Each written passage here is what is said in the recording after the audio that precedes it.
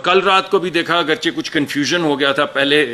لوگوں کو یہ خبر ملی کہ بہت زیادہ کمی آ رہی ہے، جو ایک کنفیوژن کی وجہ سے پیدا ہوئی، مگر ایک مہینے میں ہماری جو میکرو اکنامک فیکٹرز ہیں اس کی وجہ سے، ہمارے ڈالر اور روپے میں ٹھہراؤ کی وجہ سے، بین الاقوامی منڈی میں تیل کی قیمتوں کی وجہ سے تقریباً 25-26 روپے کا 25 روپے کا ریلیف غالباً ہم پٹرول میں دے چکے ہیں، اور 20 روپے سے زیادہ کا ریلیف جو ہے وہ ڈیزل میں دے چکے ہیں۔ اور کل رات کو بھی دیکھا، اگرچہ کچھ کنفیوژن ہو گیا تھا، پہلے لوگوں کو یہ خبر ملی کہ بہت زیادہ کمی آ رہی ہے، جو ایک کنفیوژن کی وجہ سے پیدا ہوئی، مگر کل رات کو بھی اس میں آپ نے دیکھا کہ اضافی طور پہ تقریباً 4.25 روپے اور 4.25 روپے کے ریلیف جو ہیں وہ عوام تک پہنچائے گئے ہیں۔ تو یہ ہماری کمٹمنٹ ہے جی، یہ کمٹمنٹ میں آپ کے سامنے لانا چاہتا تھا۔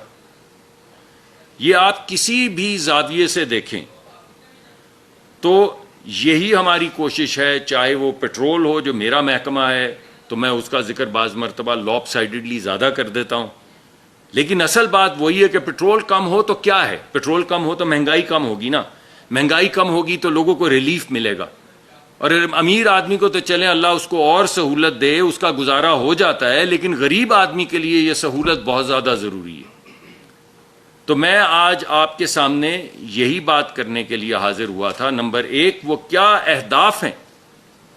2 یا 3 اہداف، 50 نہیں، جس کے ارد گرد پوری معیشت ہمارے ملک کی گھوم رہی ہے، جو وزیر اعظم کا اصل مقصد ہے۔ وزیر اعظم کی زندگی کا اصل مقصد ہے غریب آدمی کے لیے سہولت پیدا کرنا، غریب آدمی کے لیے روزگار پیدا کرنا،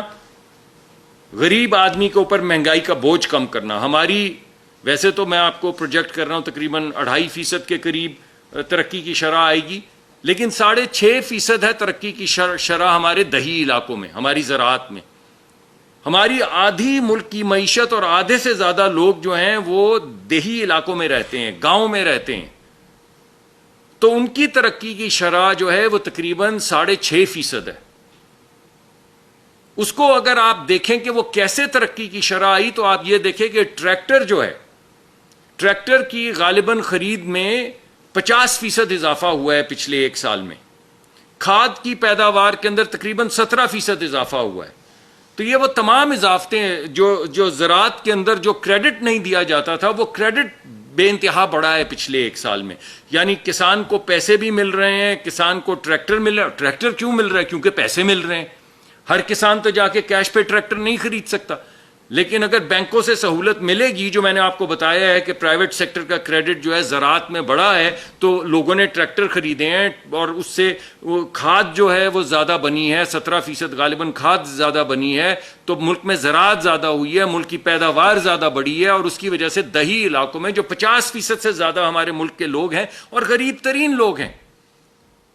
جو اس دھوپ میں ہم اس کمرے میں بیٹھے ہیں اور پسینہ آ رہا ہے، وہ اس وقت ہل چلا رہے ہیں باہر اور فصلیں کاٹ رہے ہیں، ان لوگوں کی معیشت میں، ان لوگوں کی معاشی ترقی جو ہے وہ بڑی ہے 6.5%۔ اور اس ترقی کے پیچھے جو کھاد ہے، اس کے پیچھے جو بیج ہے، اس کے پیچھے جو ٹریکٹر ہے، جو دیگر آلات ہیں، ان کو فراہم کرنے سے اور ان کے لیے قرضہ فراہم کرنے سے یہ ترقی آئی ہے۔ تو انشاءاللہ جی ہم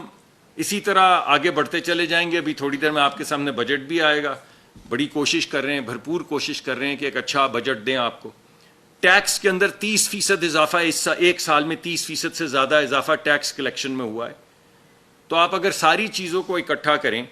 ٹیکس میں اضافہ ہو رہا ہے، ایکسپورٹ جتنی بڑھنی چاہیے اتنی نہیں بڑھی لیکن بڑھ رہی ہے، امپورٹ کم ہو رہی ہے، تو ہمارے ایکسٹرنل سیکٹر کا ڈیفیسٹ جو ہے وہ آپ نے مجھے دوبارہ کریکٹ کیا، بڑا اچھا کیا، وہ $4 بلین سے کم ہو کے $200 ملین ہو گیا ہے۔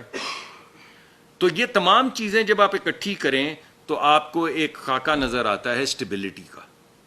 اسی اسٹیبلٹی کے خاکے کو لے کر ہم آگے چلیں گے،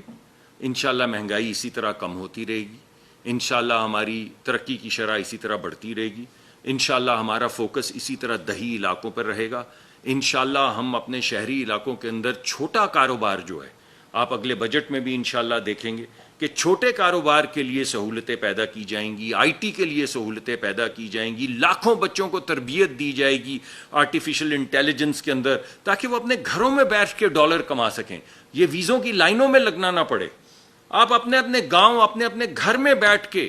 وہ کام کریں جو پوری دنیا کے اندر, نیو یارک کے اندر, شکاگو کے اندر, لنڈن کے اندر بیٹھ کے بچے کر رہے ہیں آئی ٹی کا کام اور آرٹیفیشل انٹیلیجنس اور مشین لرننگ کا کام, تو آپ یہاں پہ بیٹھ کے کریں. تو انشاءاللہ اس منزل کی طرف بڑھ رہے ہیں ہم. تو اسی لیے میں آج چھٹی والے دن آپ کے سامنے حاضر ہوا تھا کہ میں آپ کے سامنے یہ تمام چیزیں پیش کروں کہ ہم نے کیسے پٹرول کی قیمت کم کرنے کی بھرپور کوشش کی ہے, ہم نے کیسے زراعت کو بڑھانے کی کوشش کی ہے, ہم نے کیسے مہنگائی نیچے لانے کی کوشش کی ہے. بہت بہت شکریہ جی آپ.